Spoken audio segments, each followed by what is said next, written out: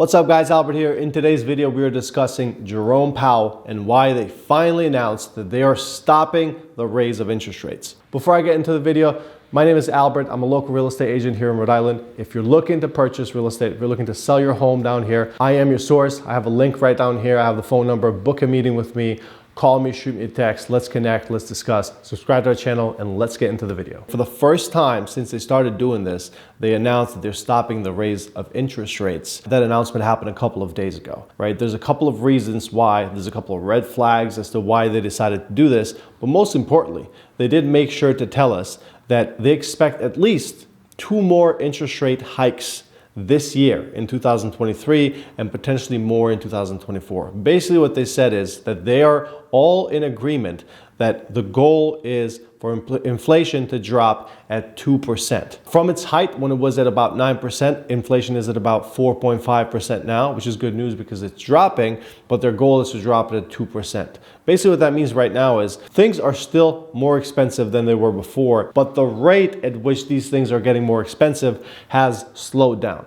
Now that's good news, but obviously it is not good enough. There's much more work that needs to be done for the economy to get back on track, right? And we all know this. You go grocery shopping, you go to a restaurant, you go to fill up your car with gas, you go to buy a house. All these things are way more expensive than they ever were before, pretty much. And that's why their goal is to continue to fight inflation. Now, this obviously begs the question, why did they decide to do that now? What's going on? Right? And there's a couple of things that are super important, that the economy is a little shaky, right? It's almost like it's overheated right now. So they're putting a small pause to just recover a little bit and then continue to do the same thing.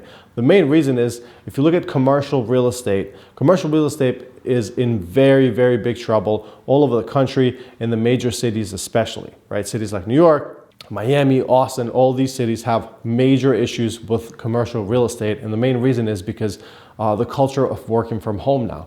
A lot of people are not returning to work anymore. They're working from home and it's working. Clearly it's working, right? Although there is this huge campaign to return people to their offices so that people can work from home. But with that said, people are expecting that commercial real estate prices are going to drop by 30 or 40%. So that sector of the real estate industry is in extreme trouble, and it's more difficult to sell these properties, more difficult to lease these properties right now. So that's why lowering the interest rates or just putting a pause on interest rates right now is going to help that sector, because it's going to be able to give landlords more incentives to lease these properties, maybe at a more competitive price, renovate them, make them more green friendly, all those things that could potentially get people back to work in the offices and potentially, not save that industry, but potentially help that industry recover a little quicker and maybe not get into so much deep trouble where it could potentially go to. So it's really important to keep in mind that that's really what they're doing. That's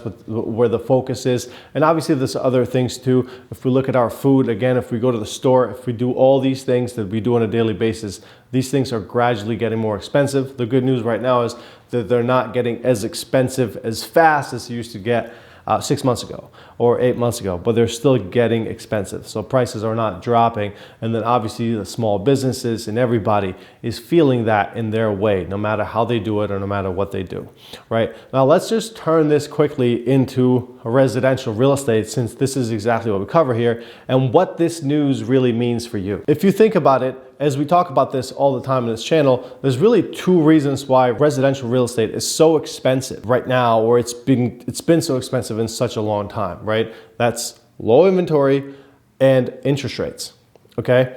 The reason why now real estate is still expensive, but the grade of appreciation has obviously slowed down, is because interest rates have gone up, right? So the number of sales, if we look at New England or Rhode Island or this area, has dropped by 35 or 40% in most areas, right? But prices are still continuing to appreciate, just at a much, much lower rate, right?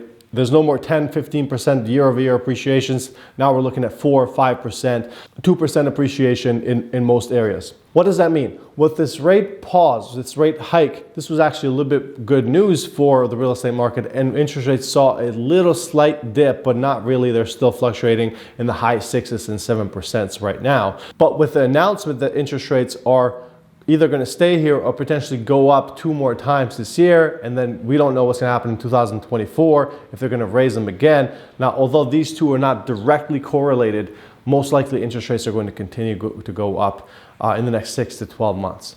Okay, so if that happens, residential real estate prices are not going to drop. They're most likely going to stay stagnant and go up by 1 or 2%, right? So that's why it's really important, if you're thinking about buying, if you're on the fence right now, if you can make sense right now with the monthly payments, you should still buy real estate. You should still buy a property right now, make sense of the monthly payments if you can, and then just get ready. Whenever they drop, you can refinance. Because the worst thing that's going to happen is to wait for interest rates to drop, because when they drop, prices are going to get even more expensive. So a house that was worth $350,000 3 years ago, now is worth $450,000. With this current economy, with the current rates, if rates drop again to like 4% or 5%, that house is most likely going to be worth $480,000 to $500,000, because more people are going to be storming back into the market to purchase that property. And another reason why is because people are going to finally feel like, oh, I made this mistake last time